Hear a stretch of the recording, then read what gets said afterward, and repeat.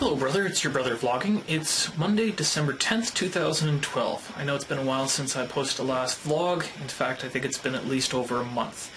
I can attest to that because I have 2 videos from the food bank. So brother, this is another go at the food bank food. Completely different selection this month. Lentil soup, Gatorade, some flatbread, Alfredo sauce, pork and beans, vegetables, meat, substitute tofu stuff, yogurt, sour cream dips, crackers, carrots, soap. I'm not sure what these are.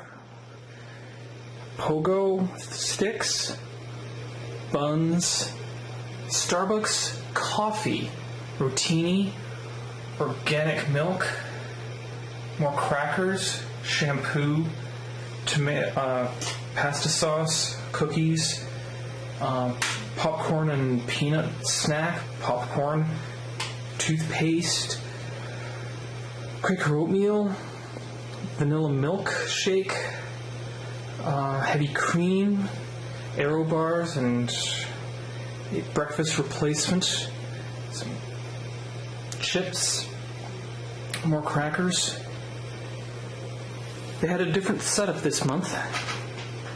Very much less organized than last month, even though last month we were basically all just standing in line. They are trying to do a number system, which makes sense, and I agree with, I hadn't thought it through. Anyway.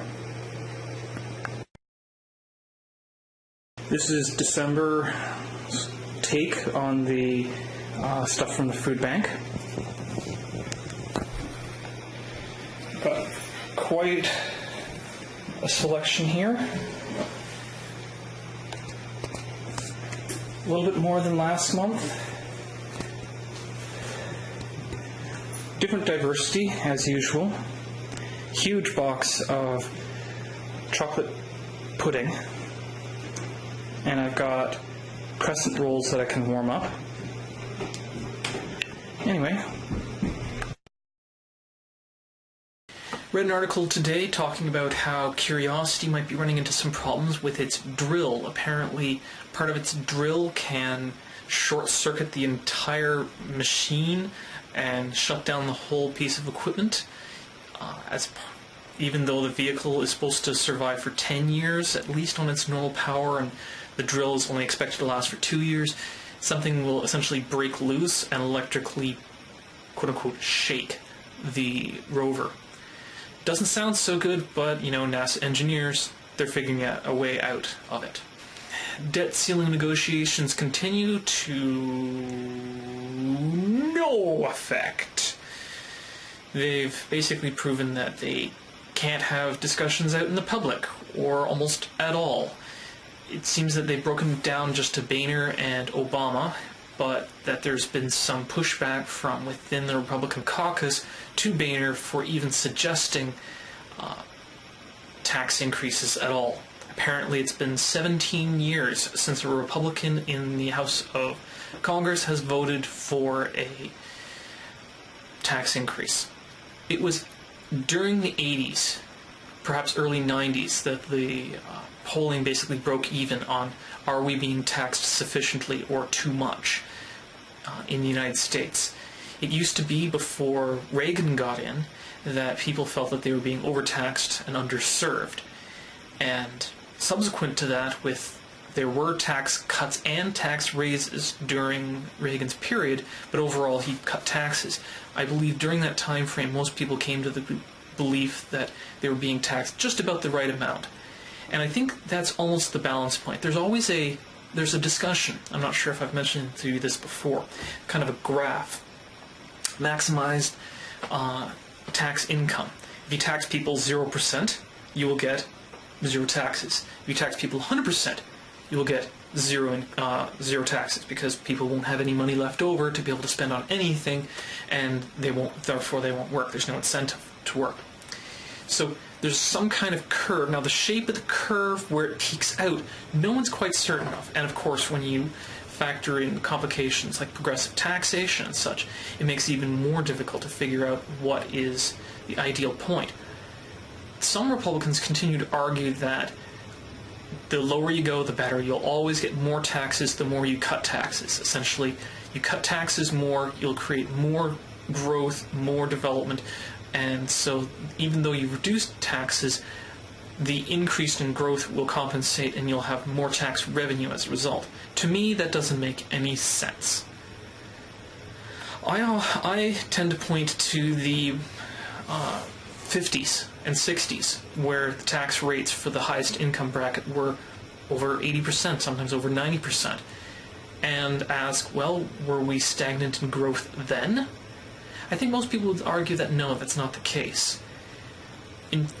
One person I saw recently was talking about how, the highest income have increased their tax burden in the past 10 years, while the people of the lowest branch have lowered their tax burden. And one of the other commentators responded by saying, yes, that's because the income for the top bracket has increased, while the income for the bottom bracket has decreased. It's not simply a matter that they're being taxed more, it's that they're making more money. Saw a lengthy review of someone who went through all of the various different sub-videos and commentary, etc., on the extended version of Prometheus, and also talking about the script, the original script that was written, that was then rewritten by the guy who was from Lost. Apparently the original script had multiple different types of xenomorphs. Essentially, it made it clear that this was a testing facility. They were testing different types of creatures. There were ones that had no skeleton, ones that were heavily armored. There different amounts of limbs, different kinds of mobility, that sort of thing. So you had this sense that this really was a lab, and that what happened was a lab failure, a mistake. Also, much of the original script focused on Chariot of the Gods, which is a book talking about how we all come from interactions with aliens, either genetically or instructionally, that we wouldn't be around if it weren't for aliens. They even apparently made a lot of references to calling them Chariots of the Gods, and they spent a longer period of time at the beginning of the movie, in the script at least, talking about how, like, showcasing the characters and showing how so you could get to like them, get to know them. David was a bit more of a dick, though, and not sure how much I like that, but I tend to like the way they did portray David. I think they could have played him a little bit more. The way they played David felt like he was sinister without having a reason to be sinister. If they had given a reason for him to be sinister, then I would accept that. Also, there were apparently a whole bunch of scenes that were cut involving him looking in on people's dreams, so you got a lot more understanding as to why people were thinking what they were thinking. Unfortunately, as the reviewer said, they took a good script and then they added mystery after mystery after mystery after mystery layer to it. And in adding those different layers, they had to strip away character development, they had to strip away a lot of the coherency of it. And another thing that she commented on was that Ridley Scott apparently was more interested in making a movie who had the perfect flow, not necessarily had the perfect plot or had the perfect story or anything else like that, just had a good flow to it. And I don't know that he succeeded in any of those things. They even talked about the chestburster scene and the entire reason, the original thought behind it. It was going to be a classic chestburster, but that the way it was going to happen was that it was going to burst out, and then the machine was going to grab the burster, toss it outside of the umbilical thing, close it back up again, and then fix her. Basically put her back together again, because at this point in the lore, no one has survived a chestburster attack, and he would have the monitor screen would pop up with all the things like punctured lung, punctured collapsed lung, damage to the heart, damage to all these other internal components, to demonstrate that she's gone through an extreme trauma, and only because she was in the chrysalis machine, or whatever you want to call it, it saved her life. Not that it extracted it like an abortion, but instead it saved her life after it had birthed itself. And that she would then be waking up periodically and looking over and seeing the chest burster grow, and then it kills someone when the person comes in to investigate what's going on. Also, the conversation scene with the engineer was longer, and it went back and forth, and you actually saw what they were talking about. And this is, I think, in the extended edition. I'm not sure if it was in the original script, but it went back and forth a big deal. It was like that Waylon was saying, look, I have created life. I am a god just like you are gods. You created us. I created David. Therefore, you and I are the same. And I want to be rewarded. The student has now equaled the master. I want a prize. And I still don't understand in that circumstance why the engineer would then just go apeshit and kill everyone. I think that there'd have to be a better explanation as to why there was an animosity towards humanity.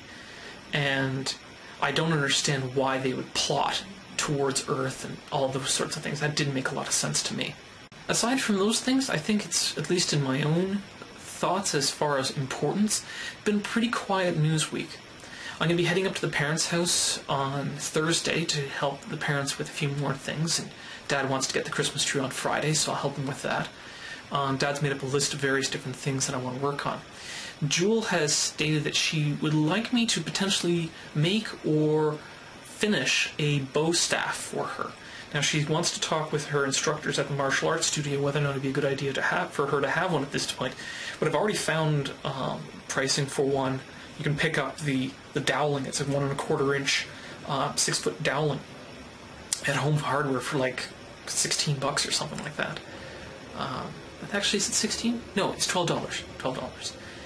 And it would depend on whether or not she's allowed to, and whether or not she really wants it. But it would be relatively straightforward. I'm not sure if she wants to have a pure cylinder, or if she wants to have it tapered like some bow staves are.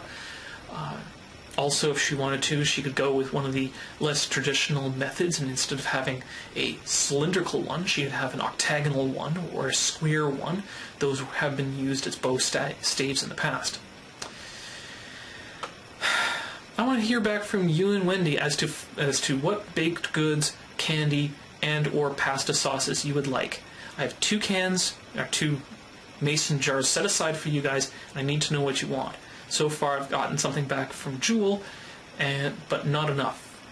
I'd like to know more. If I don't hear from you more, I will call you and bug you. I won't taunt you, but I will call you. Probably not again and again, but I will call you. Anyway, I hope you're well, and I'll talk to you soon.